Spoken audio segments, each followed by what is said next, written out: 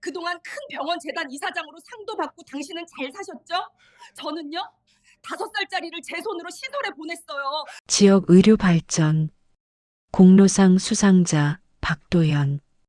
그의 화려한 성공 뒤에는 25년간 외면해온 비밀이 있었다. 복지센터 대기실에서 마주친 초라한 모습의 한 여인, 잃어버린 아내, 잃어버린 딸, 그리고 돌이킬 수 없는 시간. 이제 와서 손 내미는 그를 그녀들은 받아들일 수 있을까? 사연을 시작하기 전에 구독과 좋아요로 꽃길 인생과 인연을 이어주시고 지금 어디에서 이 이야기를 듣고 계신지 댓글로 남겨주시면 큰 힘이 됩니다. 박도연 이사장님 축하드립니다. 오늘의 영광은 모두 지역사회 덕분입니다.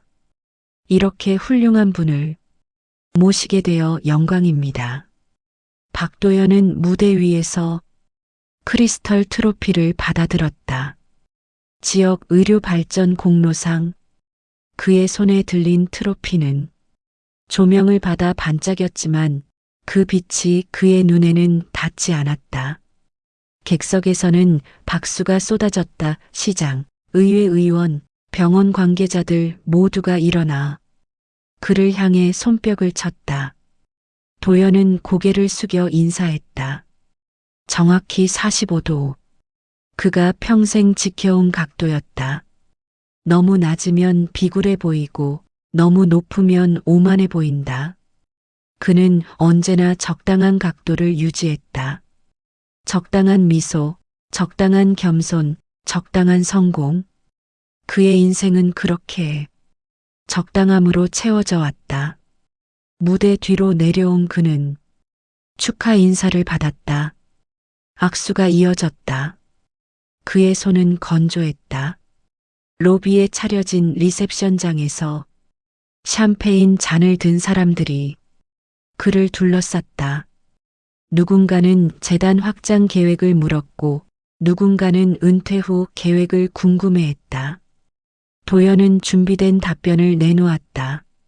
지역사회에 조금이라도 보탬이 되고자 합니다. 후황양성에 힘쓸 생각입니다. 말은 매끄럽게 흘러나왔다 하지만 그 말들은 그의 입술을 스쳐 지나갈 뿐 가슴에는 닿지 않았다. 행사장 한쪽 벽면에는 그의 이력이 전시되어 있었다. 의과대학 수석 졸업, 대형 병원 외과 과장, 의료재단 설립, 지역 보건 사업 확대 사진. 속 그는 언제나 웃고 있었다. 리셉션이 끝나고 그는 운전기사와 함께 차에 올랐다. 겨울 저녁의 거리는 어두웠다. 가로등 불빛이 차창을 스쳐 지나갔다. 도연은 창밖을 바라보았다. 거리를 걷는 사람들, 편의점 앞에 모여 서 있는 젊은이들, 버스 정류장에서 스마트폰을 들여다보는 직장인들 모두가 각자의 삶을 살아가고 있었다. 이사장님, 오늘 행사 성공적이었습니다. 기사의 말에 도연은 짧게 대답했다. 그렇군요. 집에 도착했을 때는 밤 9시가 넘어 있었다. 넓은 거실에 불을 켰다. 고급 소파, 이탈리아산 대리석, 테이블, 벽면을 가득 채운 서가 모든 것이 제자리에 있었다 하지만 그 어떤 것도 그에게 위안을 주지 못했다. 그는 소파에 앉아 트로피를 바라보았다. 크리스털은 여전히 반짝였다. 성공 사람들은 그의 인생을 그렇게 불렀다. 가난한 시골 소년이 의사가 되고 재단을 세우고 지역사회의 존경을 받는 인물이 되었다. 신문은 그를 입지전적 인물이라 소개했고 방송은 그를 지역의 자랑이라 불렀다. 하지만 도연은 알고 있었다. 그 모든 찬사 뒤에 숨겨진 진실을. 그는 서재로 들어가 책장을 열었다. 오래된 앨범이 있었다. 먼지가 쌓인 가죽 표지. 그는 한참을 망설이다. 앨범을 꺼냈다. 첫 페이지를 넘겼다. 흑백 사진 속 젊은 남녀가 웃고 있었다. 남자는 도연 자신이었고 여자는 그는 재빨리 앨범을 덮었다. 손이 떨렸다. 도연은 앨범을 다시 책장 깊숙이 밀어 넣었다 하지만 기억은 밀어낼 수 없었다. 그것은 언제나 그곳에 있었다. 어둠 속에서, 침묵 속에서, 그의 성공 뒤에서 지난 수십 년간 그는 그 기억을 외면하며 살아왔다 일에 몰두하고 재단을 키우고 사회적 명성을 쌓으며 그러나 오늘 밤 트로피를 받아든 그 순간 그는 깨달았다. 아무리 높이 올라가도 아무리 많은 것을 이루어도 그 빈자리는 채워지지 않는다는 것을, 그가 외면한 과거는 사라지지 않고 그림자처럼 따라다닌다는 것을. 도연은 서재 창문을 열었다. 찬 겨울바람이 밀려 들어왔다. 멀리 강이 보였다. 어둠 속에서 물은 검게 흐르고 있었다. 그는 그 강을 오래 바라보았다. 무언가가 흘러가고 있었다.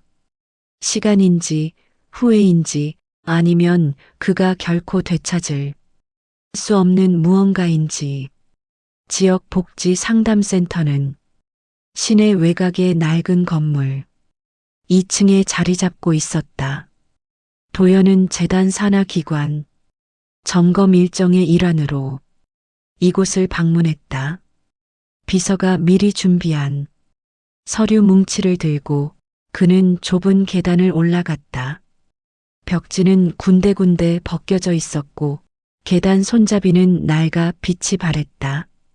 센터장이 입구에서 그를 맞이했다. 마른 체구의 여성이었다. 악수를 나누며 도연은 습관적으로 주변을 관찰했다.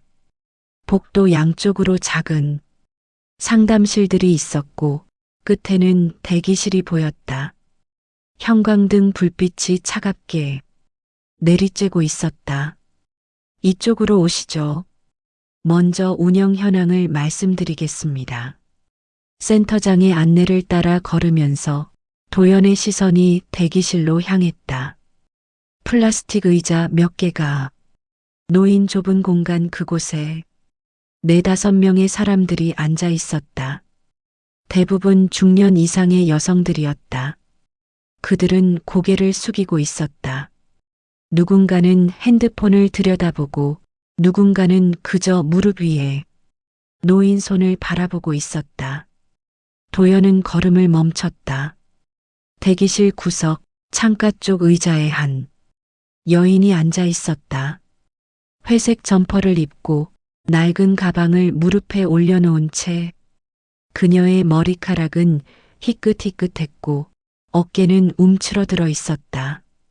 얼굴은 보이지 않았다. 그녀는 고개를 깊이 숙인 채 미동도 하지 않았다. 이사장님? 센터장이 뒤돌아보며 물었다. 도연은 대답하지 않았다. 그의 시선은 여전히 그 여인에게 고정되어 있었다. 무언가가 가슴을 쥐어짰다. 이상한 감각이었다. 낯선 사람을 보는 것인데 낯설지 않았다. 본 적 없는 모습인데 익숙했다. 여인이 천천히 고개를 들었다. 햇빛이 창문을 통해 들어와 그녀의 얼굴을 비췄다. 깊게 파인 주름, 생기를 잃은 피부, 움푹 들어간 눈 세월이 지워버린 얼굴 하지만 눈만은 그 눈만은 도연의 심장이 요란하게 뛰었다. 그녀의 눈이 도연을 향했다. 잠깐의 순간이었다. 1초, 아니 그보다 짧았을지도 모른다. 하지만 그 짧은 순간 두 사람의 시선이 공중에서 얽혔다.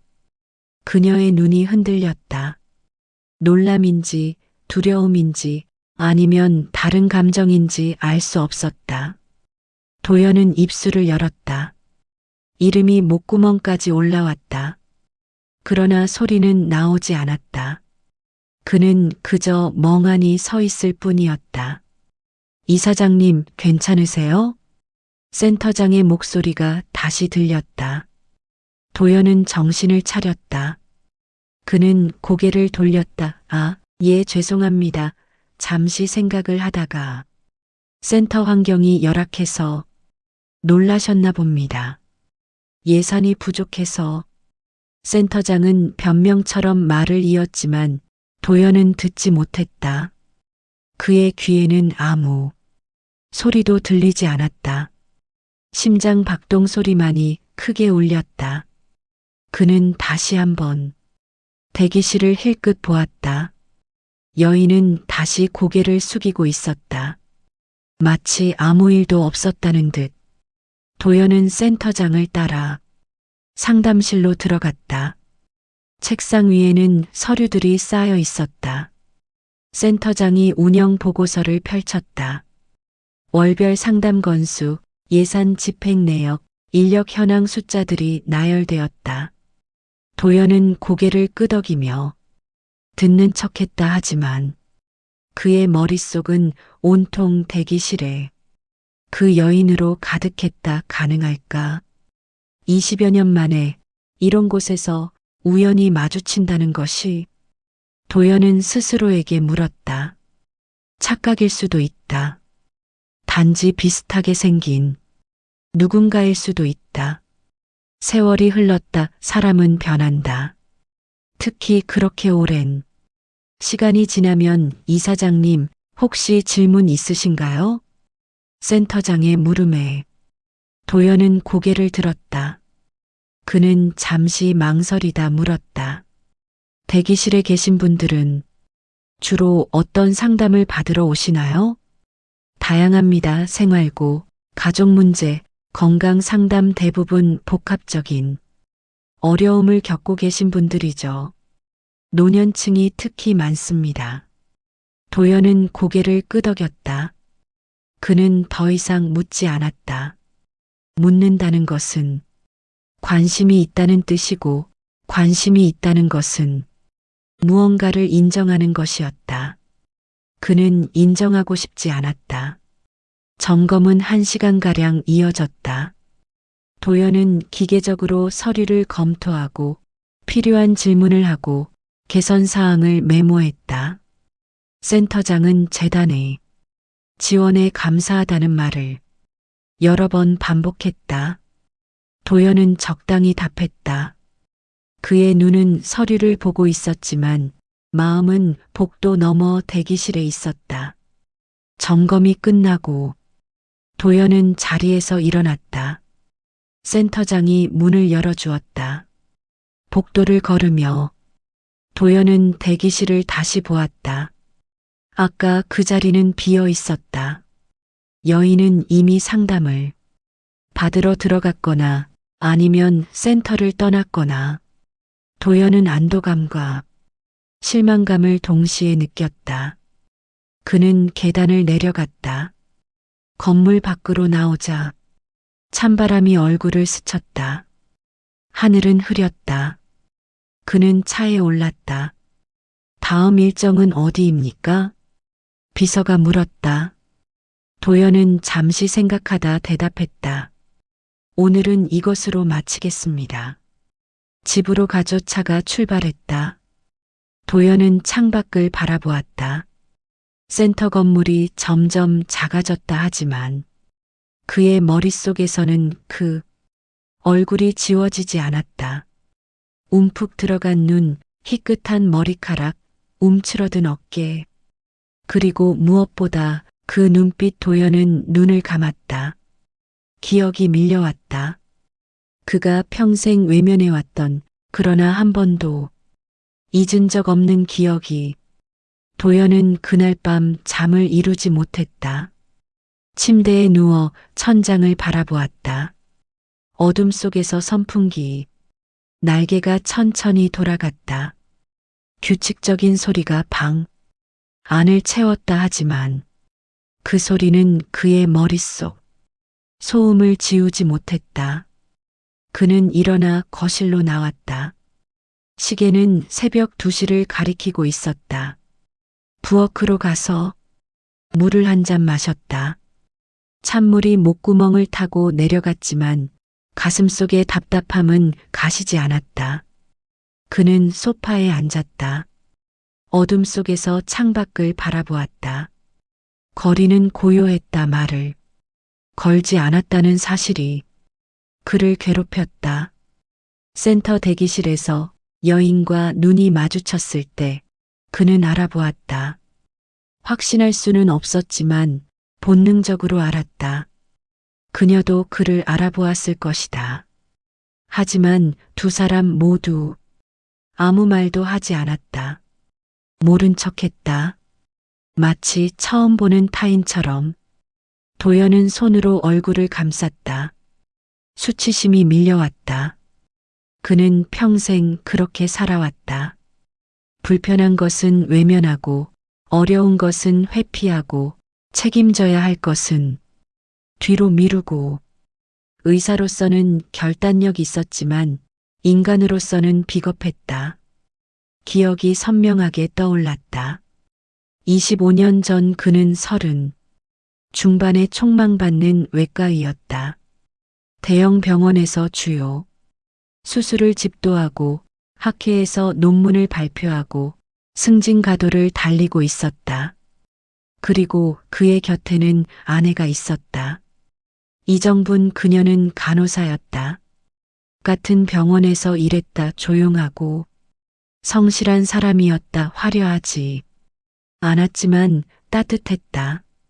도연이 밤늦게까지 수술하고 돌아오면 그녀는 늘 깨어 있었다. 따뜻한 밥을 차려주고 피곤한 그의 어깨를 주물러 주었다.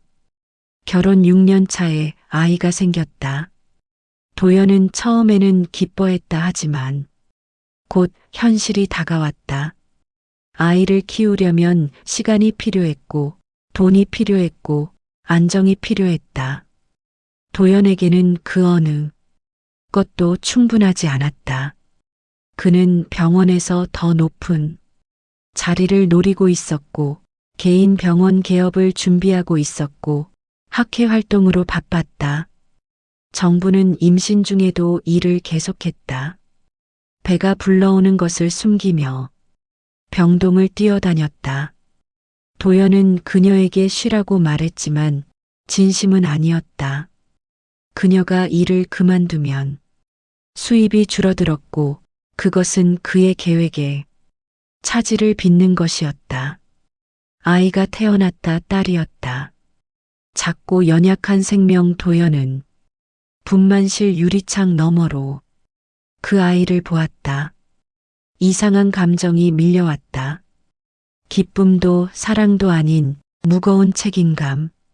그리고 그 책임감은 곧 부담으로 변했다. 정부는 아이에게 매달렸다. 밤낮 없이 수유하고 기저귀를 갈고 울음을 달랬다. 그녀의 얼굴에서 생기가 사라졌다. 눈 밑에 다크서클이 생겼고 머리카락은 푸석해졌고 목소리는 지쳐갔다.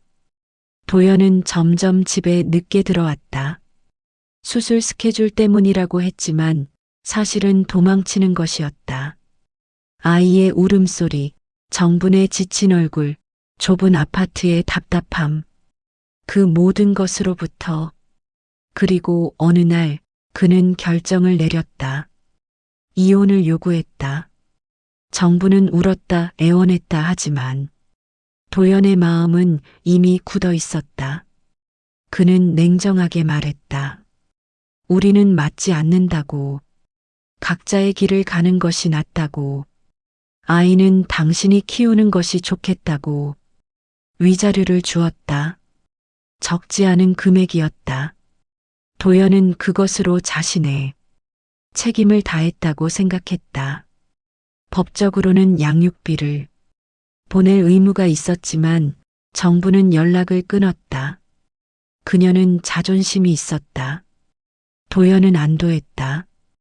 연락이 끊긴다는 것은 완전히 끝난다는 의미였다.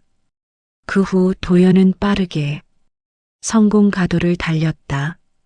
개인 병원을 개업했고 몇 년 후 의료재단을 설립했다. 재혼도 했다.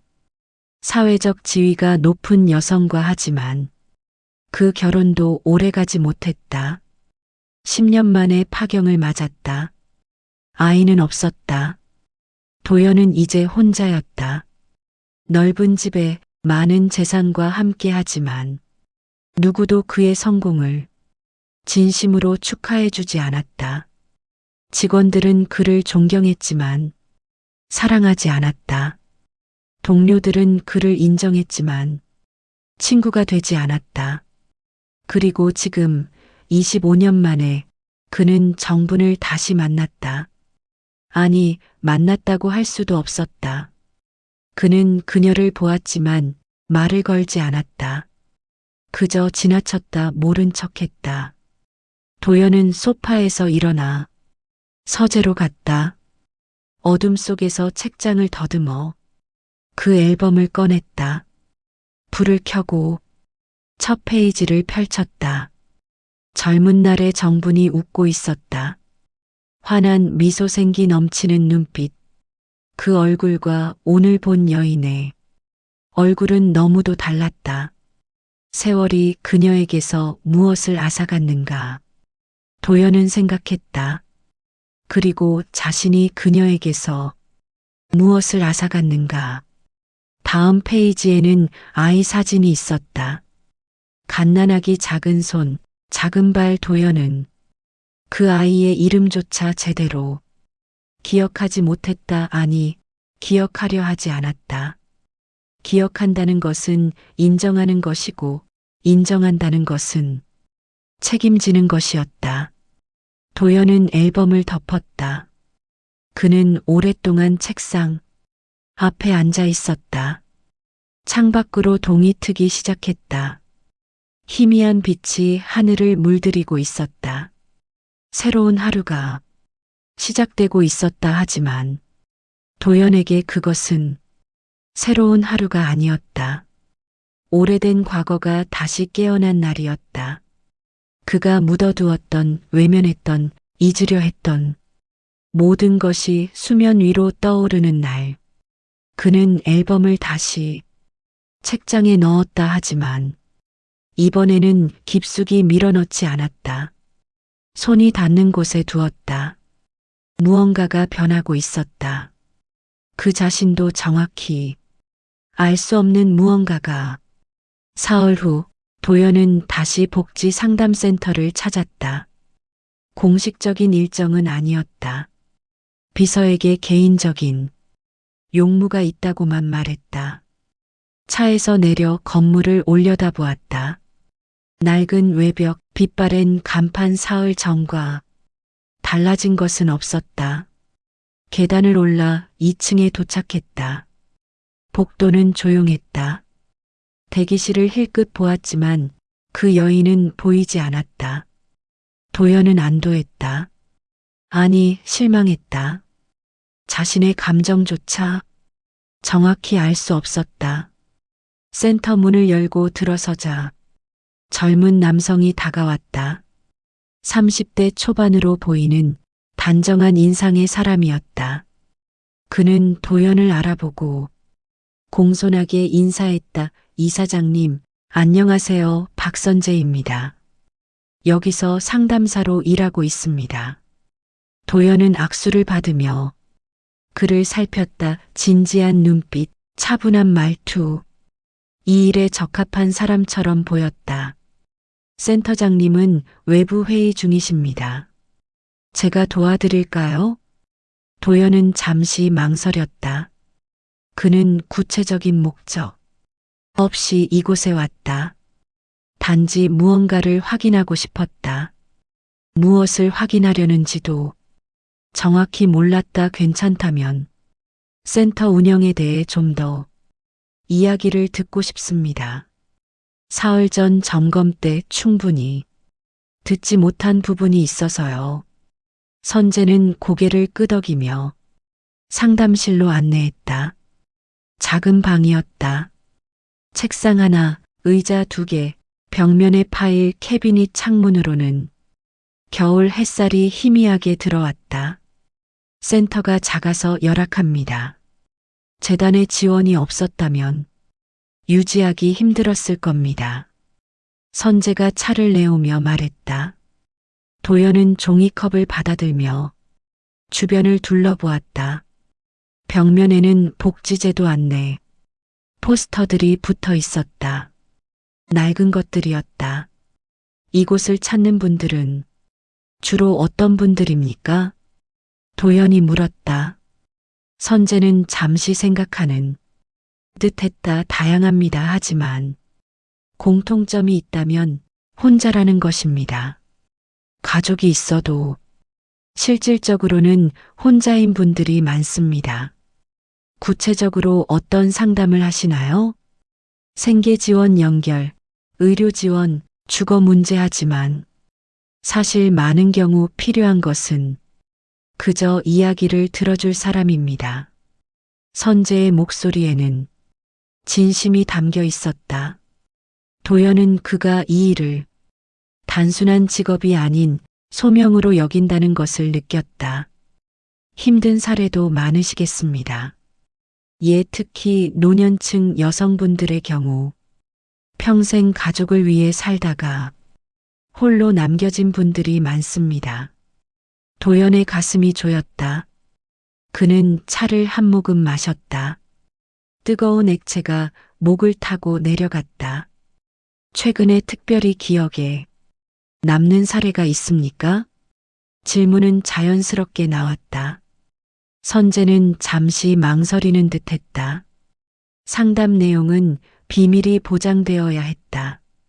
하지만 도연은 재단 이사장이었고 센터를 지원하는 사람이었다. 한 분이 계십니다. 60대 후반 여성분인데 선재가 조심스럽게 말을 이었다. 가족관계가 복잡합니다. 오래전 이혼하시고 자녀와도 연락이 끊긴 상태입니다.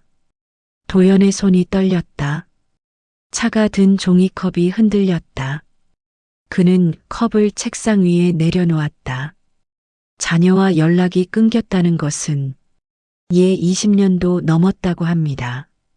자녀분이 어렸을 때 헤어지셨다고 하더군요. 선재는 창밖을 바라보며 말을 이었다. 혼자 아이를 키우시다가 경제적으로 어려워지셨고 결국 아이를 시설에 맡기셨다고 합니다. 그 뒤로 연락이 끊겼다고. 도연은 숨이 막히는 것 같았다. 그는 정분이 아이를 키웠다고 생각했다. 위자료를 받았으니 당연히 그럴 것이라고 하지만 현실은 달랐다. 그분은 지금 어떻게 지내십니까? 임시 거처를 전전하고 계십니다.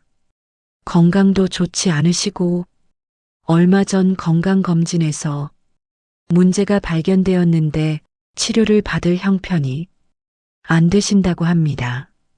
선재의 목소리에는 안타까움이 묻어났다. 도와드릴 방법을 찾고 있지만 쉽지 않습니다. 본인이 도움받는 것을 극도로 거부하시거든요. 자존심이 강하신 분입니다. 도연은 고개를 숙였다. 차가 식어가고 있었다. 컵에서 김이 더 이상 올라오지 않았다. 그분의 자녀는 어떻게 되었습니까? 잘 모릅니다. 어머니께서 그 이야기를 하시려 하지 않으세요. 너무 아픈 기억인 것 같습니다. 침묵이 흘렀다. 창밖에서 까마귀 울음소리가 들렸다. 도연은 손을 꽉 쥐었다. 손톱이 손바닥에 파고들었다. 도연은 그날 밤 아무것도 하지 못했다. 저녁을 먹지 않았고 책을 읽지 않았고 텔레비전을 켜지 않았다. 그는 어둠 속에 앉아 있었다. 선재의 말들이 머릿속에서 맴돌았다. 임시 거처를 전전하고 계십니다. 건강도 좋지 않으시고 자녀와 20년 넘게 연락이 끊겼다고. 그는 아무것도 몰랐다. 아니, 알려고 하지 않았다. 이혼 후 정분의 삶에 대해 단 한 번도 궁금해하지 않았다. 그녀가 어떻게 사는지, 아이를 잘 키우고 있는지, 건강한지 아무것도 묻지 않았다. 위자료를 주었으니 괜찮을 것이라고 생각했다. 그 돈이면 당분간은 버틸 수 있을 것이라고 하지만 당분간이 지나고 나면 그 이후는 생각하지 않았다. 생각하고 싶지 않았다. 도연은 일어나 서재로 갔다. 책상 서랍을 열었다. 오래된 서류 봉투가 있었다. 이혼 서류 그는 한 번도 버리지 못했다. 봉투를 열어 서류를 꺼냈다. 누렇게 바랜 종이 도연과 이정분의 이름이 적혀 있었다. 위자료 항목을 보았다. 3천만 원 당시로서는 적지 않은 금액이었다. 도연은 그것으로 자신의 책임을 다했다고 믿었다. 하지만 지금 생각해보니 그것은 책임이 아니라 면죄부였다. 돈으로 관계를 정리하고 양심을 달래고 편하게 잊으려 한 것이었다. 아이는 어떻게 되었을까? 도연은 그 생각을 떨쳐내려 했지만 불가능했다. 선재의 말이 계속 귓가에 맴돌았다. 시설에 맡기셨다고. 자신의 딸이 이름도 제대로 기억하지 못하는 그 아이가 시설에서 자랐다는 것. 도연은 컴퓨터를 켰다. 포털 사이트에 접속했다. 검색창에 손가락을 올렸다가 멈췄다. 무엇을 검색해야 할까? 아동 보육시설? 입양? 그는 키보드에서 손을 뗐다. 대신 서랍에서 명함철을 꺼냈다. 두꺼운 가죽 철수백. 장에 명함이 들어 있었다. 의사, 교수, 사업가, 공무원 도연이 평생 쌓아온 인맥들. 그는 한 장씩 넘겼다. 이 많은 사람들 중 누구에게도 자신의 과거를 말한 적이 없었다. 전화기를 들었다. 그리고 한참을 망설이다 내려놓았다. 누구에게 전화할 것인가? 무엇을 물을 것인가? 25년 전에 버린 아이를 찾고 싶습니다라고 말할 것인가?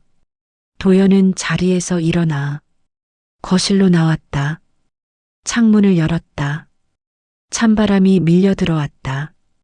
멀리 강이 보였다. 어둠 속에서 물은 조용히 흘러가고 있었다. 시간처럼 25년이 흘렀다. 그 시간 동안 도연은 무엇을 했는가? 병원을 키웠고, 재단을 세웠고, 사회적 명성을 쌓았다. 상을 받았고, 신문에 났고, 사람들의 존경을 받았다.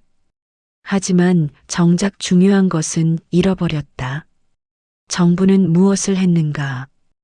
혼자 아이를 키우려 애썼고 실패했고 아이를 보내야 했고 혼자 남았다. 건강을 잃었고 집을 잃었고 존엄을 잃어갔다.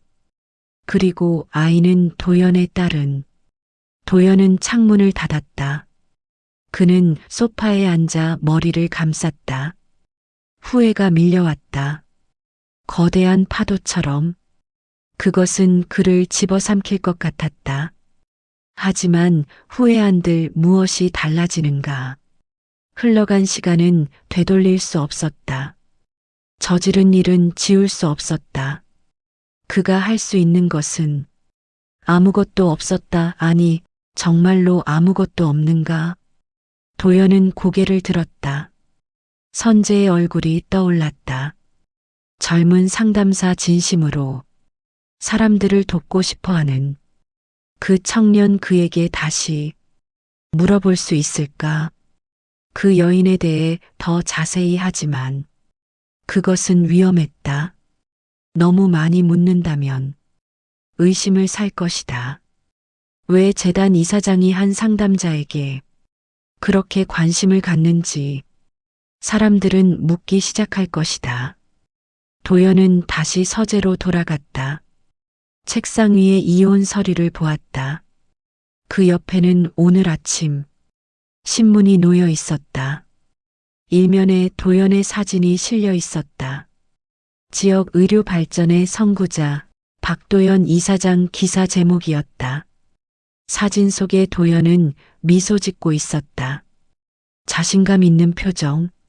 성공한 사람의 얼굴 하지만 지금 거울을 본다면 그 얼굴은 없을 것이다.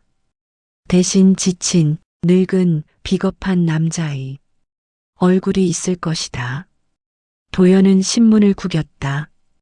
그리고 쓰레기통에 던졌다 하지만 이혼 서류는 버리지 못했다. 그는 그것을 다시 봉투에 넣어 서랍에 넣었다. 언젠가는 마주해야 할 과거. 하지만 오늘은 아니었다. 아직은 아니었다. 다음 날 아침 도연은 일찍 센터로 향했다. 공식적인 약속은 없었지만 그는 더 이상 기다릴 수 없었다. 무언가를 해야 했다. 비록 그것이 무엇인지 명확하지 않았지만 센터에 도착했을 때는 오전 10시였다. 대기실에는 몇 명의 사람들이 앉아 있었다. 도연은 그들 사이를 천천히 살폈다. 그 여인은 없었다. 그는 접수 데스크로 다가갔다. 선재 상담사를 만날 수 있을까요? 직원이 내선 전화를 걸었다. 잠시 후 선재가 나타났다. 그는 도연을 보고 놀란 듯 했지만 곧 공손하게 인사했다. 이사장님, 어떻게 오셨습니까? 잠시 이야기를 나눌 수 있겠습니까? 두 사람은 상담실로 들어갔다. 문을 닫자 바깥의 소음이 차단되었다. 도연은 의자에 앉으며 신중하게 말문을 열었다. 어제 말씀하신 그분 60대 후반 여성분 말입니다. 재단 차원에서 지원할 방법이 있을까 생각해 봤습니다. 선재의 얼굴이 밝아졌다. 정말입니까? 그렇다면 정말 큰 도움이 될 겁니다. 그분은 지금 매우 어려운 상황이십니다. 구체적으로 어떤 지원이 필요합니까? 우선 주거 문제가 시급합니다. 지금 계신 곳이 다음 달이면 계약이 끝나는데 연장이 어려운 상황입니다. 그리고 건강검진 결과가 좋지 않아서 선재는 잠시 말을 멈췄다. 그의 표정이 어두워졌다. 당뇨 합병증이 심각합니다. 신장 기능도 많이 떨어진 상태고요. 정기적인 치료가 필요한데 본인이 거부하고 계십니다. 왜 거부합니까? 비용 때문입니다. 그리고 자존심 때문이기도 합니다. 평생 남에게 손 벌리지 않고 사셨다고 하시더군요. 도연은 고개를 끄덕였다. 정부는 원래 그런 사람이었다. 자립적이고 자존심이 강했다. 결혼 생활 내내 그녀는 도연에게 무언가를 요구한 적이 없었다. 힘들어도 혼자 감당했다. 그분의 가족은 정말 아무도 없습니까? 도연의 목소리가 떨렸다. 선재는 고개를 저었다. 자녀분이 한 분 계신데 연락이 끊긴 지 오래되었습니다. 어머니께서 그 이야기만 나오면 입을 다무십니다. 자녀분에 대해서는 아무것도 모르시나요? 얘 이름도 현재 어디 계신지도 모릅니다. 어머니께서 말씀하시지 않으시니까요. 선재는 창밖을 바라보며 한숨을 쉬었다. 사실 저도 이상하게 생각했습니다. 보통은 자녀를 찾고 싶어 하시는데 이분은 오히려 피하려고 하세요. 무슨 이유가 있으실 겁니다.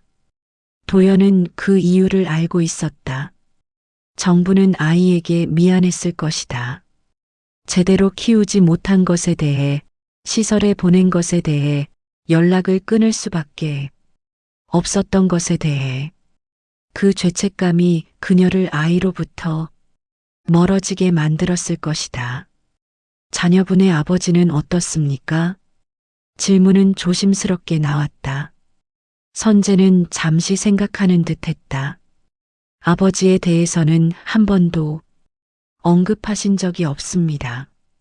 제가 물어봤을 때도 그냥 그 사람 이야기는 하지 맙시다라고만 하시더군요. 원망하시는 것 같습니까? 글쎄요, 원망보다는 체념에 가까운 것 같습니다. 이미 오래전에 정리된 일이라고 생각하시는 것 같아요. 도연은 손을 꽉 쥐었다. 정리된 일 정분에게는 그럴지 모른다 하지만 도연에게는 결코 정리되지 않은 일이었다.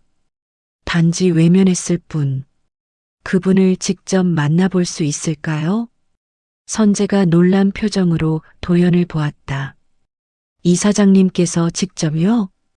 그건 재단에서 중요한 지원 대상자라면 제가 직접 상황을 파악하는 것이 좋겠습니다. 물론 그분이 원하신다면요. 선재는 고민하는 듯 했다. 상담자의 프라이버시는 보호되어야 했다. 하지만 도연은 재단 이사장이었고 실질적인 지원을 제공할 수 있는 사람이었다. 제가 먼저 여쭤보겠습니다. 본인의 동의 없이는 어렵습니다. 물론입니다. 충분히 이해합니다. 도연은 자리에서 일어났다. 그의 다리가 떨렸다. 선재는 눈치채지 못했다. 언제쯤 답을 들을 수 있을까요? 아마 며칠 안에 연락드릴 수 있을 겁니다. 그분이 다음 주에 상담 예약이 있으시거든요. 도연은 고개를 끄덕이고 상담실을 나왔다 복도를 걸으며 그는 깊게 숨을 들이쉬었다. 가슴이 답답했다. 곧 정분을 마주하게 될지도 몰랐다. 25년 만에 그는 무슨 말을 해야 할까? 오랜만입니다라고? 잘 지내셨습니까? 라고? 모든 말이 공허하게 느껴졌다. 어떤 말로도 그 세월의 간극을, 그가 저지른 일들을 메울 수 없을 것 같았다. 센터를 나와 차에 올랐다. 기사가 다음 일정을 물었지만 도연은 대답하지 않았다. 그는 그저 창밖을 바라보았다. 거리에는 사람들이 분주하게 오갔다. 각자의 삶을 살아가는 사람들. 누구나 짐을 지고 있었다. 보이지 않는 짐들을. 도연의 짐은 너무 오래, 너무 무겁게 그의 등을 짓눌러 왔다. 이제 그것을 내려놓을 때가 된 것일까? 아니면 평생 짊어지고 가야 할 것인가?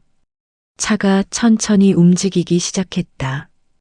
도연은 눈을 감았다. 어둠 속에서 정분의 얼굴이 떠올랐다.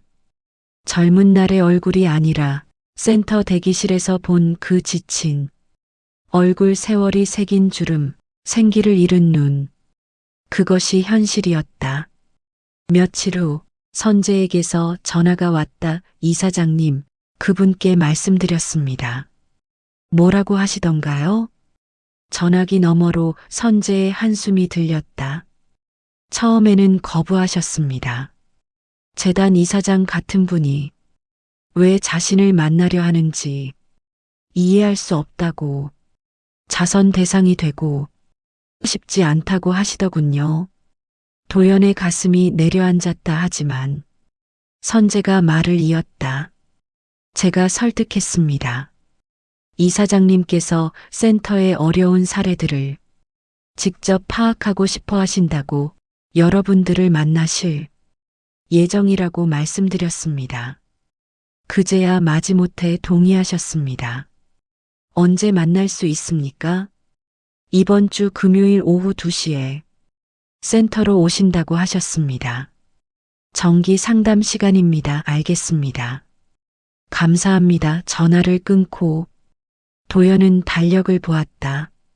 금요일까지 사흘이 남았다. 사흘 그에게는 영원처럼 느껴졌다. 금요일 아침 도연은 평소보다 일찍 일어났다. 잠을 제대로 이루지 못한 탓에 눈 밑에 다크서클이 생겼다. 거울을 보며 넥타이를 매는 손이 떨렸다. 그는 여러 번 다시 매야 했다. 재단 사무실에서 오전 일정을 소화했다.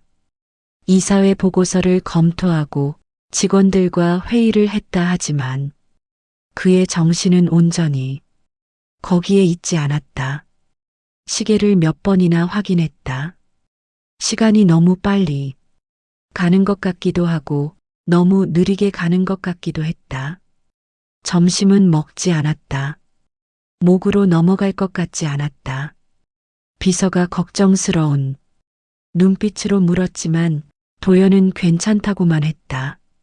오후 1시 30분 도연은 센터로 향했다. 차 안에서 그는 계속 손을 비볐다. 땀이 났다. 겨울인데도 손바닥에 땀이 맺혔다. 센터에 도착했을 때는 1시 50분이었다. 너무 일찍 온 것이었다. 도연은 차 안에서 기다렸다. 시계 바늘이 움직이는 것을 보았다. 한 분, 2시가 되었다. 도연은 차에서 내렸다.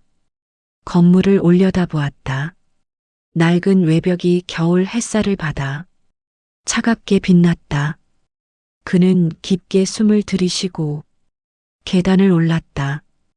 2층 복도에 들어서자 선재가 기다리고 있었다. 이사장님 오셨습니까? 그분은 벌써 도착하셨습니다. 도연은 고개를 끄덕였다. 목소리가 나오지 않았다. 상담실로 모셔도 될까요? 잠시만 기다려 주시겠습니까? 도연은 복도 창가로 걸어갔다. 창문을 통해 바깥이 보였다. 거리의 나무들, 지나가는 차들, 걷는 사람들. 평범한 오후 풍경하지만 도연에게 이것은 평범한 오후가 아니었다. 그는 주머니에서 손수건을 꺼내 이마에 땀을 닦았다. 손이 여전히 떨렸다. 60을 훌쩍 넘긴 나이에 수많은 중요한 수술을 집도해온 외과의의 손이 지금은 제어할 수 없을 만큼 떨리고 있었다. 이사장님 준비되셨으면. 선재의 목소리가 들렸다. 도연은 돌아섰다. 그리고 고개를 끄덕였다. 상담실 문 앞에 섰다. 닫힌 나무 문 그 너머에 정분이 있었다. 도연은 손을 들어 노크하려 했다 하지만 손이 공중에서 멈췄다. 선재가 대신 문을 열었다. 들어오십시오. 도연은 한 발을 내디뎠다. 그리고 멈췄다. 작은 상담실 창가 쪽 의자에 여인이 앉아 있었다. 회색 카디건을 입고 낡은 가방을 무릎에 올려놓은 채 고개를 숙이고 있었다. 도연은 천천히 안으로 들어갔다. 문이 뒤에서 닫혔다. 선재가 자리를 안내했다. 도연은 여인의 맞은편 의자에 앉았다. 침묵이 흘렀다. 여인은 여전히 고개를 들지 않았다. 그녀의 손이 가방, 손잡이를 꽉 쥐고 있었다. 손등에 핏줄이 튀어나와 있었다. 나이 든 손 이쪽은 박도연 이사장님이십니다. 우리 센터를 지원해 주시는. 선재가 소개를 시작했다. 그때 여인이 천천히 고개를 들었다. 두 사람의 눈이 마주쳤다. 도연의 숨이 멎었다. 정분이었다. 의심의 여지가 없었다. 센터 대기실에서 멀리 본 것과는 달랐다. 이렇게 가까이서 보니 세월의 흔적이 더욱 선명했다. 깊게 파인 주름, 빛바랜 피부, 희끗한 머리카락 하지만 눈은 그 눈만은 여전했다. 조용하고 깊고 슬픔을 담고 있는 눈. 정분의 입술이 떨렸다. 그녀도 알아보았다. 도연을 25년이 지났지만 그녀도 알아보았다. 도연 씨 목소리가 나왔다. 작고 떨리는 목소리. 도연은 그 목소리를 들은 순간 눈물이 날 것 같았다. 하지만 참았다. 그는 아직 울 자격이 없었다. 정분 씨. 도연도 대답했다. 그의 목소리도 떨렸다. 선재가 두 사람을 번갈아 보았다. 뭔가 이상한 분위기를 감지한 듯 했다. 두 분이 아시는 사이십니까? 정분이 먼저 대답했다. 오래전에 알던 사이입니다. 얼마나 오래전입니까? 아주 오래전입니다. 정분은 다시 고개를 숙였다. 그녀의 어깨가 작게 떨렸다. 도연은 그녀를 바라보았다. 무슨 말을 해야 할지 몰랐다. 준비한 말들이 모두 사라졌다. 선재가 자리를 권했다. 그렇다면 대화가 더 편하시겠네요. 제가 자리를 비워드릴까요? 아니, 정분이 빠르게 말했다. 계세요. 선재 씨가 계셔야 합니다. 그녀는 도연과 단둘이 남고 싶지 않았다. 도연은 그것을 이해했다. 그는 고개를 끄덕였다. 물론입니다. 선재 상담사님께서 계시는 것이 좋겠습니다. 세 사람은 침묵 속에 앉아 있었다. 창밖에서 차 지나가는 소리가 들렸다. 복도에서 누군가의 발소리가 들렸다. 하지만 상담실 안은 고요했다. 도연은 입을 열었다. 선재 상담사님께 들었습니다. 많이 힘드신 상황이라고. 정부는 대답하지 않았다. 재단에서 도와드릴 수 있는 부분이 있다면 필요 없습니다. 정분의 목소리가 차가웠다. 저는 자선이 필요한 사람이 아닙니다. 자선이 아닙니다. 이것은 그럼 뭡니까? 정분이 고개를 들었다. 그녀의 눈에는 분노가 있었다. 25년 동안 아무 연락도 없다가 이제 와서 갑자기 나타나서 도와주겠다고? 무슨 자격으로? 도연은 할 말을 잃었다. 정분의 말이 옳았다. 그에게는 자격이 없었다. 죄송합니다. 그가 할 수 있는 말은 그것뿐이었다. 죄송하다고요? 그 말로 다 되는 겁니까? 정분의 목소리가 높아졌다. 선재가 당황한 표정으로 중재하려 했다. 이사장님, 어머니, 진정하시고. 하지만 정분은 멈추지 않았다. 당신은 그동안 잘 사셨죠. 큰 병원 의사, 재단 이사장 신문에도 나오고 상도 받고 당신 인생은 성공이었죠. 정분 씨, 저는요?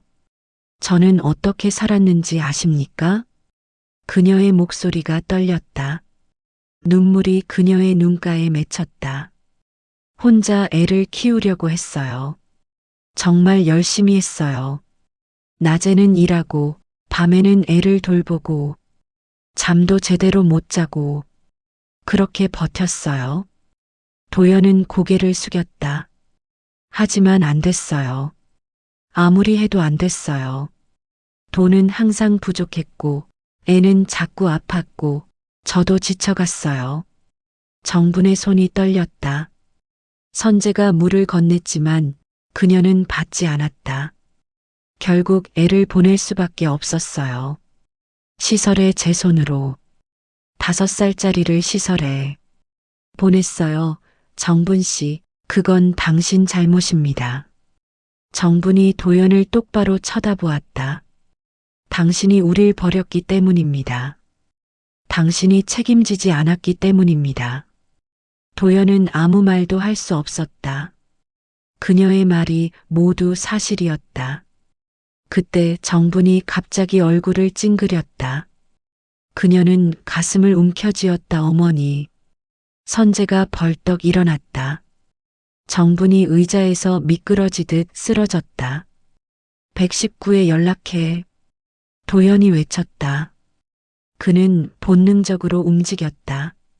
정분을 바닥에 눕히고 맥박을 확인하고 호흡을 체크했다. 의사로서의 본능이 작동했다. 맥박 약함, 호흡 불규칙. 선재가 전화기를 들었다. 도연은 정분의 손을 잡았다. 차가웠다. 그녀의 얼굴이 창백했다. 정분 씨, 정신 차리세요, 정분 씨. 하지만 그녀는 대답하지 않았다. 눈을 감은 채 가뿐 숨을 몰아쉬고 있었다. 구급차가 오기까지 10분이 걸렸다. 도연은 그 10분 동안 정분의 손을 놓지 않았다. 그녀의 손은 거칠었다. 노동의 흔적이 남아 있었다. 평생 고생한 손. 구급차가 도착했다. 구급대원들이 들것을 가져왔다. 정분을 옮겼다. 도연은 따라 나서려 했다. 이사장님, 어떻게 하시겠습니까? 선재가 물었다. 도연은 잠시도 망설이지 않았다. 병원에 갑니다. 제 병원으로 옮기세요. 그는 구급차에 올라탔다. 문이 닫히고 사이렌이 울렸다. 차가 달리기 시작했다. 도연은 정분의 손을 여전히 잡고 있었다. 25년 만에 그는 다시 그녀의 손을 잡고 있었다. 병원 응급실은 긴장감으로 가득했다. 정분이 실려 들어오자마자 의료진이 달려들었다. 도연은 복도에 서서 유리창 너머로 그 모습을 지켜보았다. 의사들이 분주하게 움직였다. 모니터에 심전도가 표시되었다. 간호사들이 링거를 연결했다. 도연의 병원이었다. 그가 세운 재단 사나이. 종합병원 최고의 시설, 최고의 의료진. 하지만 지금 이 순간 그 모든 것이 무력하게 느껴졌다. 응급실 문이 열리고 담당 의사가 나왔다. 도연이 아는 얼굴이었다. 내과 과장 김 박사였다. 이사장님 상태가 어떻습니까? 당뇨 합병증으로 인한 저혈당 쇼크입니다. 신장 기능도 상당히 저하되어 있고요. 당장 생명에 지장은 없지만 장기적으로는. 김 박사가 말을 흐렸다. 도연은 그 의미를 알았다. 제때 치료받지 않으면 위험하다는 뜻이었다. 입원 조치하십시오. 모든 검사를 진행하고 필요한 치료는 다 해주세요. 비용 문제는 제가 처리하겠습니다. 김 박사는 고개를 끄덕이고 다시 응급실로 들어갔다. 도연은 복도 벤치에 앉았다. 다리에 힘이 풀렸다. 그는 고개를 숙이고 두 손으로 얼굴을 감쌌다. 발소리가 들렸다. 선재였다. 그는 숨을 헐떡이며 도연 옆에 섰다. 이사장님, 괜찮으십니까? 저는 괜찮습니다. 어머니는요? 안정되었습니다. 입원하게 될 겁니다. 선재는 안도의 한숨을 쉬었다. 그는 도연 옆에 앉았다. 잠시 침묵이 흘렀다. 이사장님, 얘 두 분이 관계가 궁금합니다. 물론 사적인 질문인 건 알지만. 도연은 고개를 들었다. 선재가 그를 바라보고 있었다. 진지한 눈빛이었다. 도연은 오랫동안 그 눈을 마주 보았다. 그리고 결심했다. 저는 정분 씨의 전남편입니다. 선재의 눈이 커졌다. 그리고 도연의 목소리가 떨렸다. 그분의 딸 아버지입니다. 선재는 할 말을 잃은 듯 입을 벌린 채 도연을 쳐다보았다. 도연은 계속 말을 이었다. 25년 전에 이혼했습니다. 제가 아내와 아이를 버렸습니다. 말이 나오기 시작하자 멈출 수 없었다. 도연은 모든 것을 쏟아냈다. 결혼 생활, 아이의 탄생, 자신의 이기심, 이혼, 그 후의 침묵. 25년간 외면해온 모든 것을 선재는 조용히 듣고 있었다. 그의 표정은 복잡했다. 놀람, 실망, 안타까움이 뒤섞여 있었다. 그래서 센터에 자주 오신 겁니까? 예, 우연히 정분 씨를 봤습니다. 대기실에서 처음에는 확신할 수 없었지만, 하지만 확인하고 싶으셨고, 예, 선재는 깊게 한숨을 쉬었다.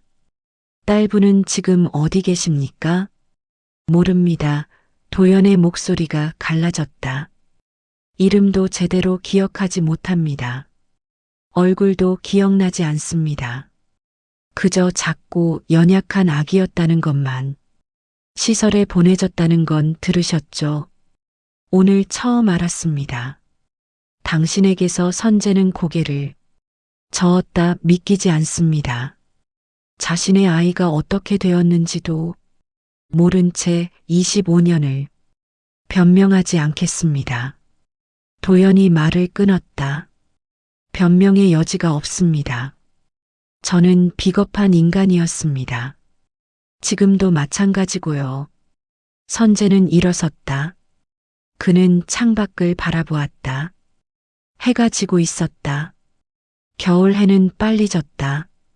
이사장님, 예, 지금이라도 책임지려고 하시는 겁니까? 도연은 대답하지 못했다. 책임. 그것이 가능한 일인가? 25년의 공백을 저질러진 상처를 지금 와서 책임질 수 있는가 모르겠습니다. 도연은 솔직하게 대답했다. 무엇을 해야 할지, 무엇을 할 수 있을지. 하지만 더는 외면하지 않으려 합니다. 선재는 돌아서서 도연을 보았다. 어머니는 당신을 용서하지 않을 겁니다. 알고 있습니다. 딸분도 만약 찾는다 해도 당신을 아버지로 받아들이지 않을 겁니다. 그것도 알고 있습니다. 그런데도 하시겠습니까?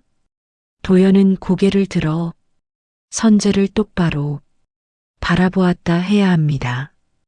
결과와 상관없이 선재는 오랫동안 도연을 지켜보았다.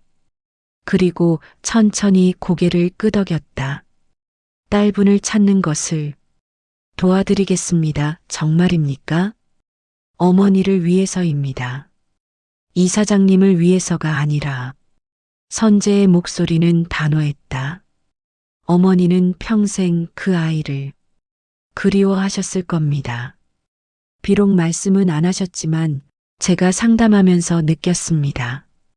가장 큰 아픔은 딸과의 이별이었다는 것을. 도연은 고개를 숙였다. 하지만 조건이 있습니다. 무엇입니까? 찾더라도 딸분이 의사를 존중해야 합니다.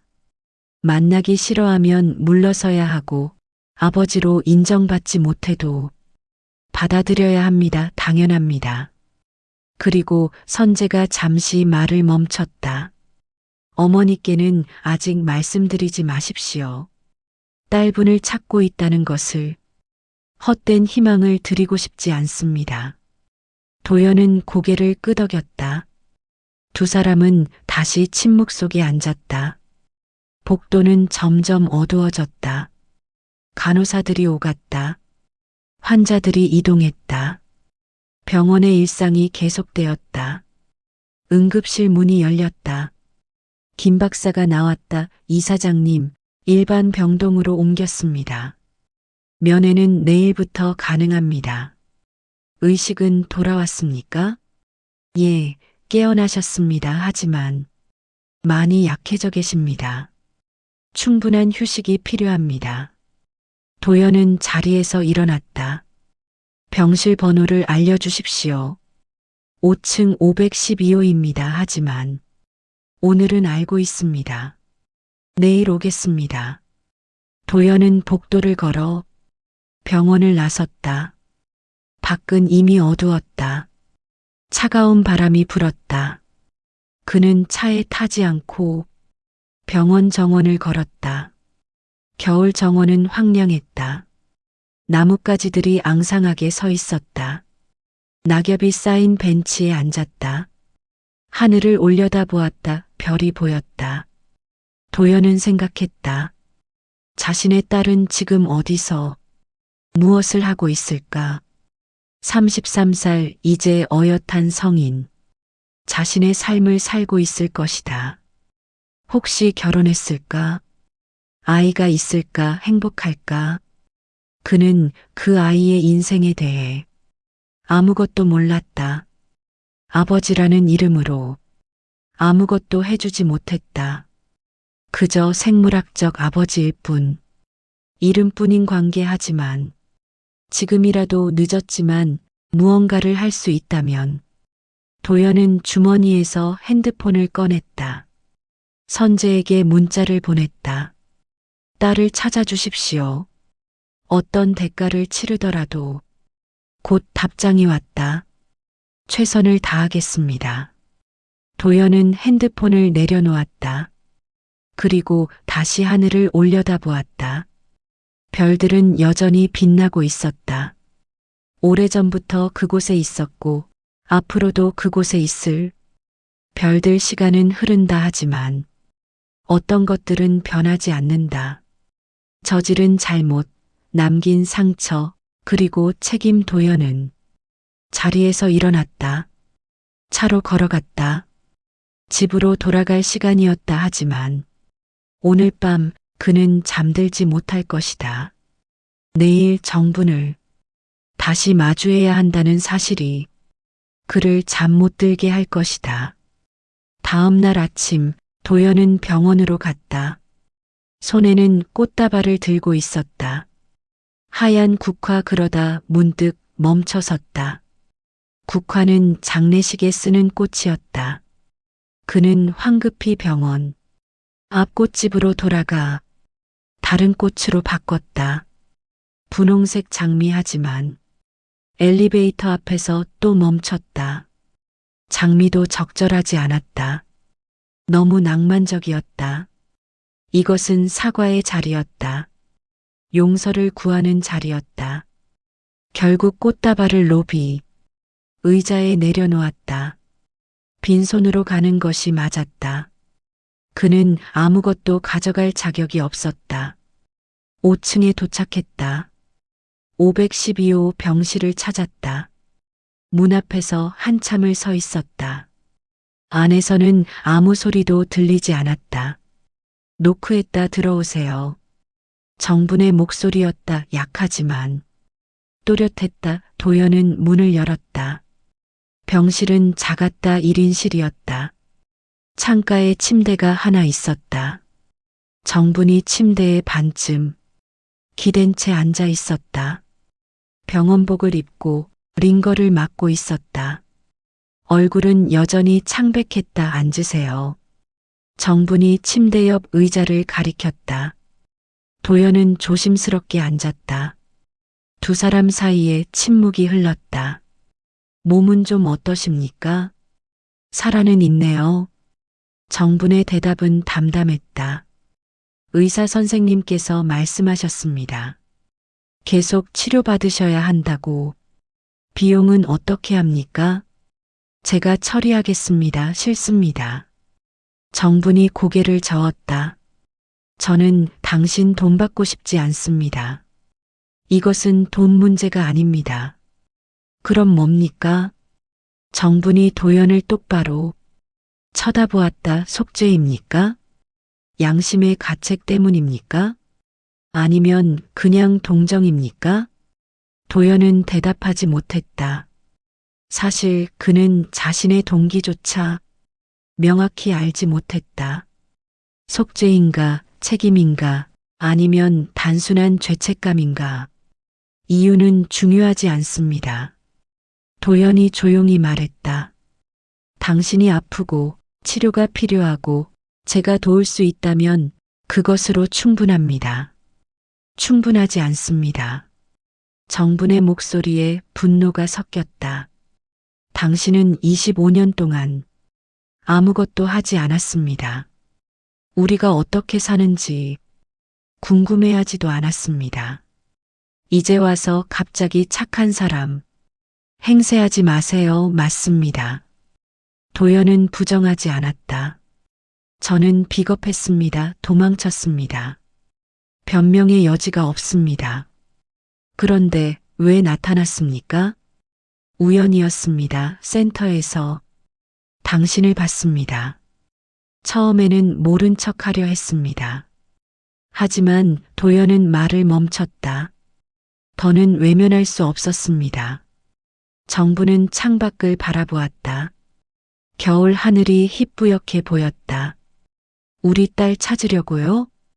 갑작스러운 질문이었다. 도연은 놀랐다. 선재 씨한테 들었습니다. 당신이 찾아달라고 했다고. 얘 왜요? 제 딸입니다. 25년 동안 딸이 아니었으면서. 정분의 목소리가 차가웠다. 이제 와서 아버지 노릇하려는 겁니까? 아닙니다. 도연이 고개를 저었다. 아버지 노릇을 할 자격이 없다는 것 압니다. 다만 그 아이가 어떻게 지내는지, 건강한지, 행복한지 알고 싶습니다. 그래서요? 알고 나면 뭐 하실 건데요?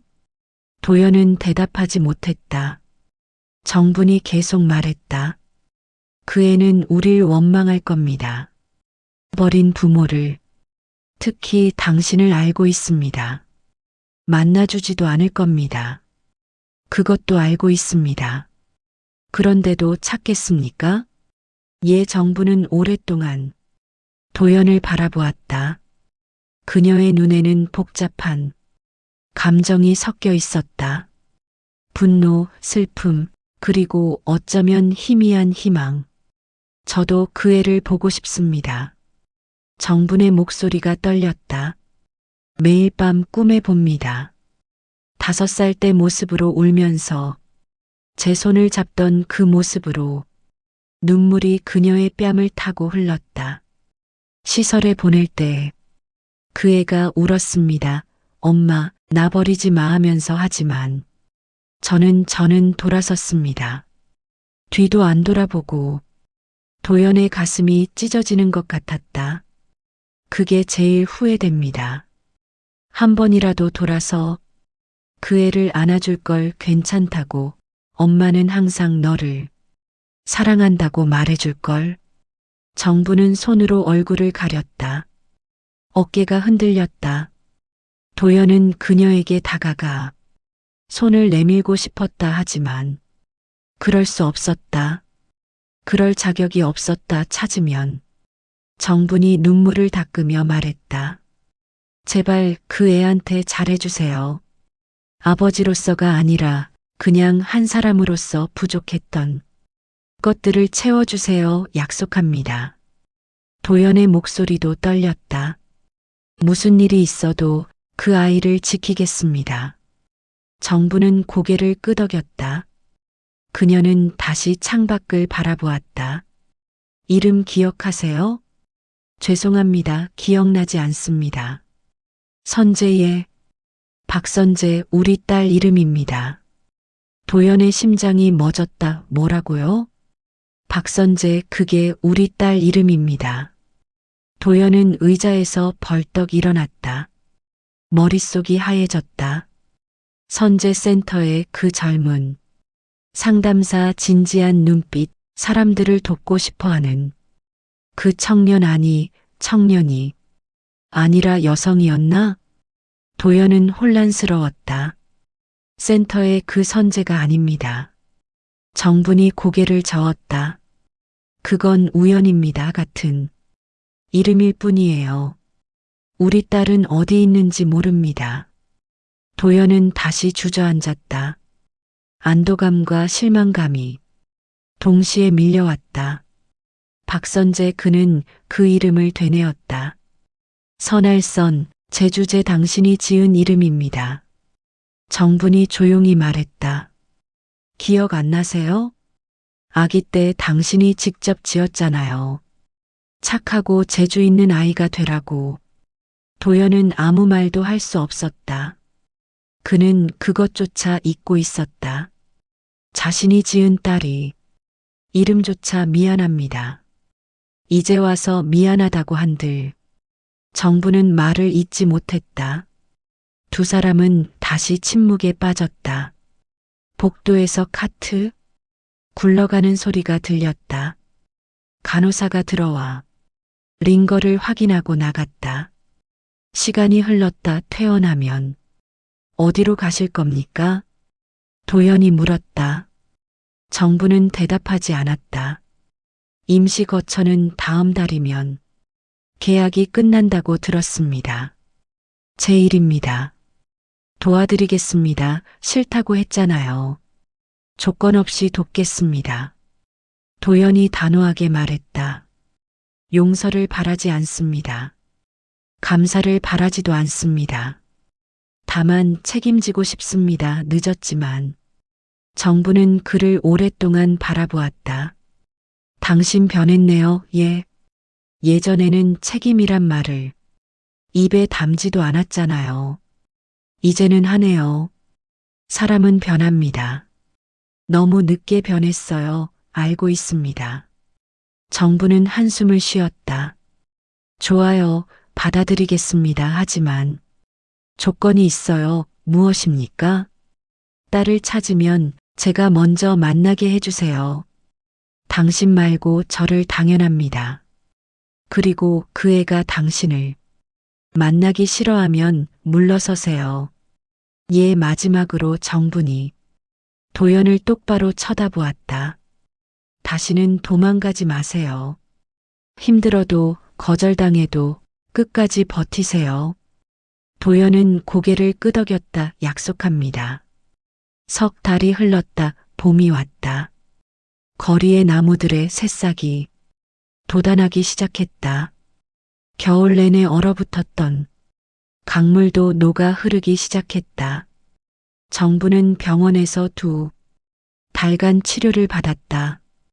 당뇨 관리, 신장 투석, 영양 치료. 그녀의 얼굴에 조금씩 생기가 돌아왔다.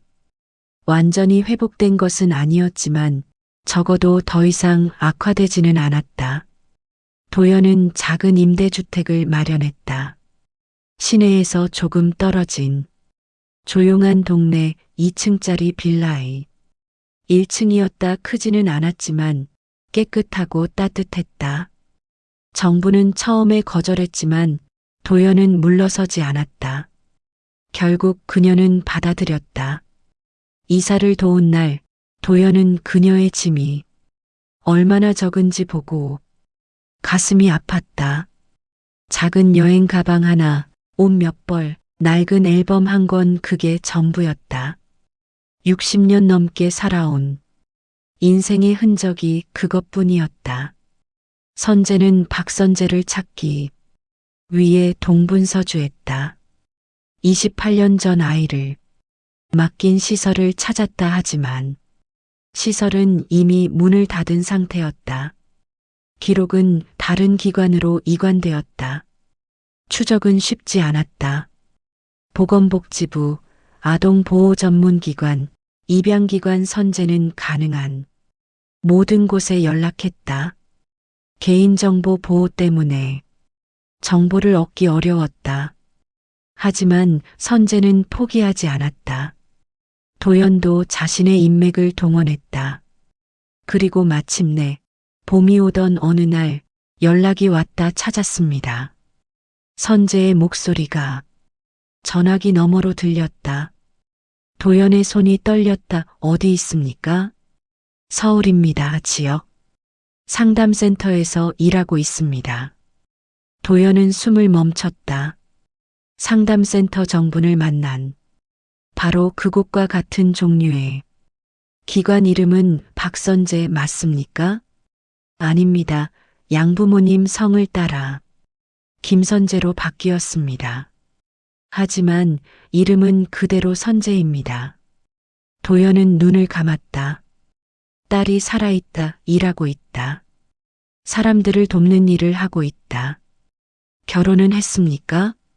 기록상으로는 미혼입니다. 혼자 사는 것 같습니다. 건강은? 그건 직접 확인하셔야 할 것 같습니다.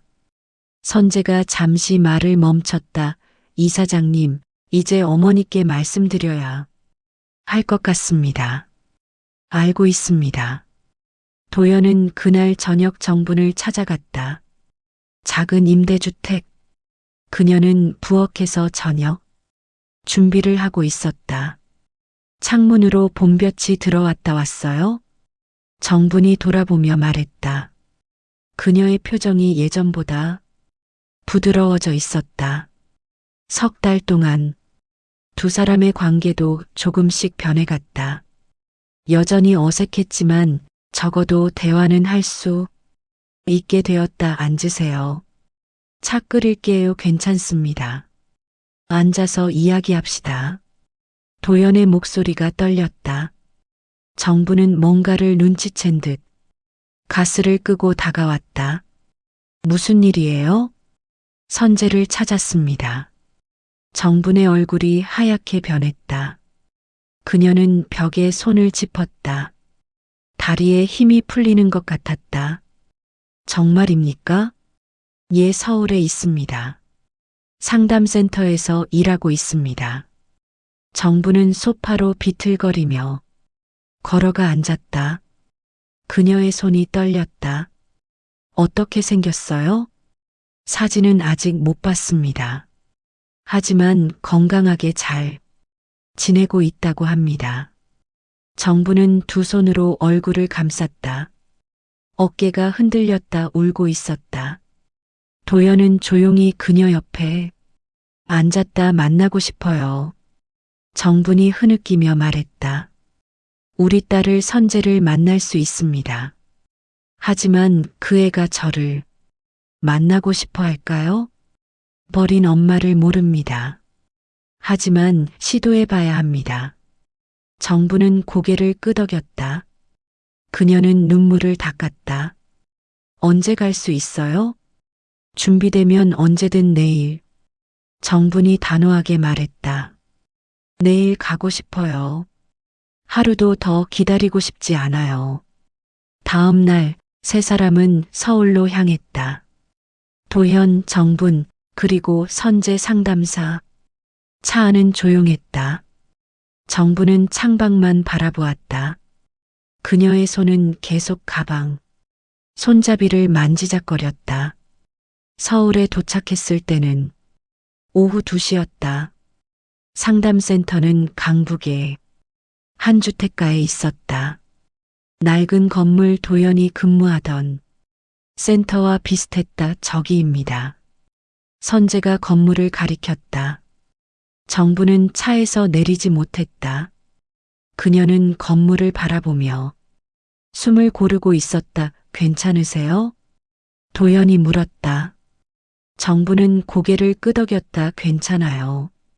그냥 긴장돼서 천천히 하십시오. 세 사람은 건물로 들어갔다. 2층으로 올라갔다. 복도에 희망상담센터라는 간판이 보였다. 문을 열고 들어서자 접수 데스크에 젊은 여성이 앉아 있었다. 30대 초반 단정한 인상. 그녀가 고개를 들었다. 어서 오세요. 무엇을 도와드릴까요? 목소리가 밝았다. 정부는 그 자리에 얼어붙었다. 도연도 숨을 멈췄다. 여성은 정분을 보고 미소 지었다. 그리고 그 미소가 천천히 사라졌다. 그녀의 눈이 커졌다. 어머니?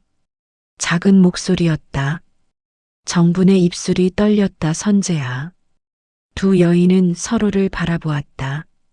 28년의 시간이 그 사이에 있었다. 하지만 지금 이 순간 그 시간은 의미가 없었다. 선재가 천천히 일어났다. 그녀는 데스크를 돌아 나왔다. 정분도 한 걸음 내디뎠다. 그리고 두 사람은 껴안았다. 정분이 울었다. 선재도 울었다. 두 사람의 어깨가 떨렸다. 도연은 조용히 뒤로 물러섰다. 얼마나 시간이 흘렀을까?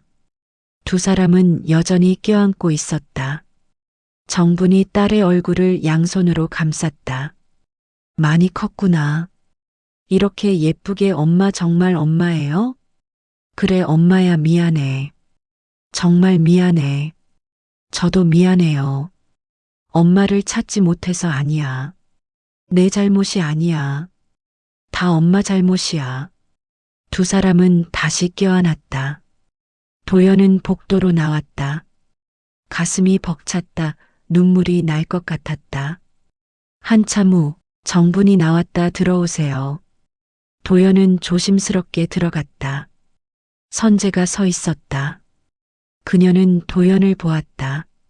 얼굴에 복잡한 감정이 스쳤다.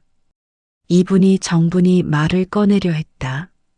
하지만 선재가 먼저 말했다. 아버지 맞으시죠? 도연은 고개를 끄덕였다. 선재는 그를 오랫동안 바라보았다. 엄마한테 들었어요.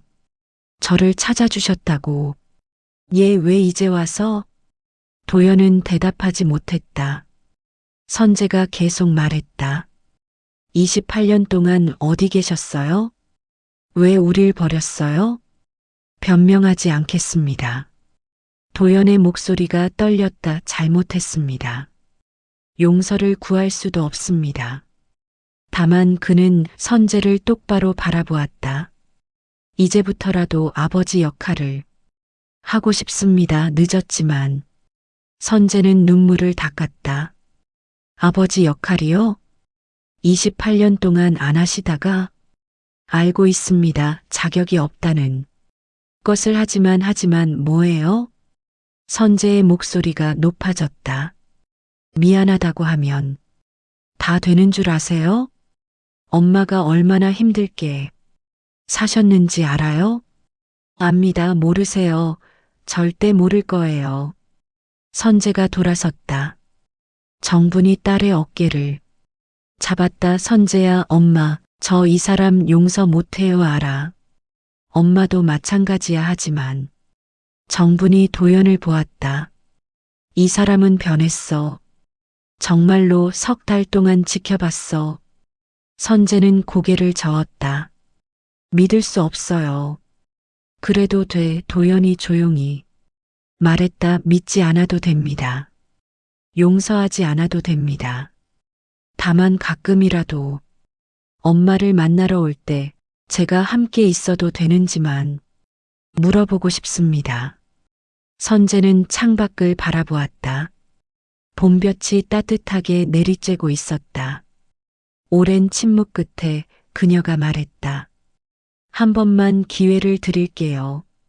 단 한 번. 도연은 고개를 숙였다. 감사합니다.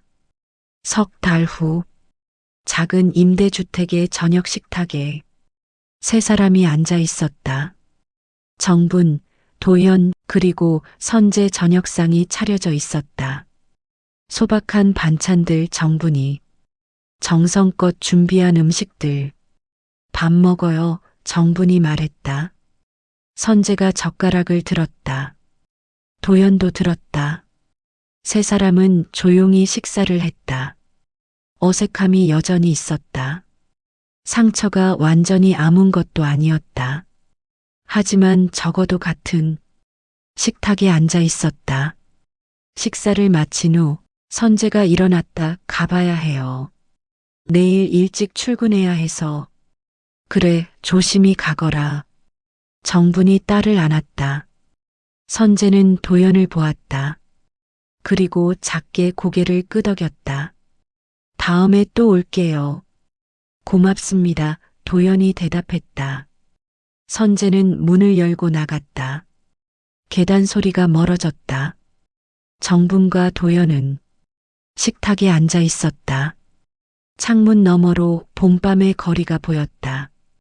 가로등 불빛이 따뜻했다. 이제 괜찮을 것 같아요. 정분이 조용히 말했다. 무엇이요? 모든 게요. 우리 인생. 도연은 고개를 끄덕였다. 그의 인생은 이제서야 제자리를 찾아가고 있었다. 늦었지만 늦지 않았다. 창밖으로 봄바람이 불어왔다. 새로운 계절, 새로운 시작. 도연은 정분을 보았다. 그녀도 그를 보았다. 두 사람은 미소 지었다. 완전한 용서는 아니었다. 하지만 시작이었다. 그것으로 충분했다. 꽃길 인생과 긴 이야기를 함께 해주셔서 감사합니다. 오늘 이야기가 마음에 닿으셨다면 구독과 좋아요로 함께 해주세요.